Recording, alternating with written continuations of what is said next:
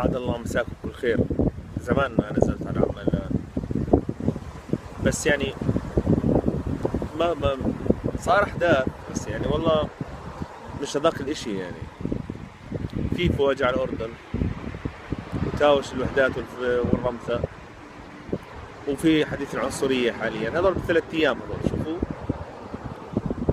يعني مش قادر أعرف. وأجا فيفو على الأردن وما يجي فيفو على الأردن. يا ميت حي الله، أهلا وسهلا، يا ريت شفناك يا سيد فيفو، والله كان بسطتك صراحة.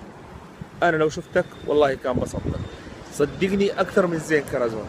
والله لو إني شفتك راح تنبسط. اسمع مني، شو موديك عند وحدة يعني؟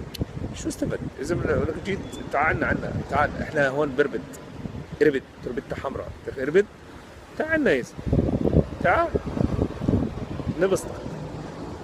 والرمثة والوحدات تهاوشوا، كل مرة بتهاوشوا وراح يظلهم يتهاوشوا، وكل مرة راح تدق الدرك بالجمهور صغيرة يعني، ولا راح يصير اشي.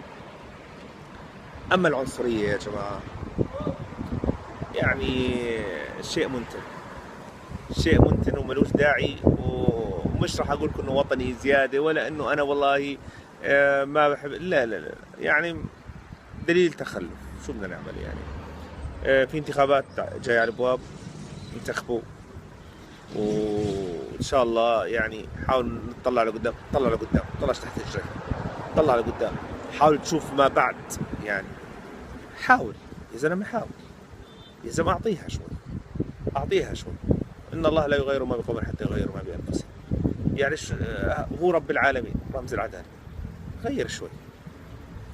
كل عام وانتم طيبين، مساء الخير على الجميع ان شاء الله. واسال الله سبحانه وتعالى انه يحفظكم ويحفظ الجميع. والسلام عليكم.